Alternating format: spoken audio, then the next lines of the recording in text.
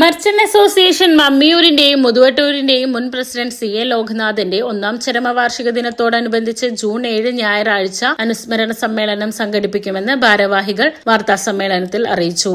Thamarayoor metro ഹാളിൽ നടക്കുന്ന അനുസ്മരണ സമ്മേളനം ഗുരുവായൂർ MLA NK അക്ബർ ഉദ്ഘാടനം ചെയ്യും. അസോസിയേഷൻ പ്രസിഡന്റ് P മുരളീധരൻ അധ്യക്ഷത വഹിക്കും.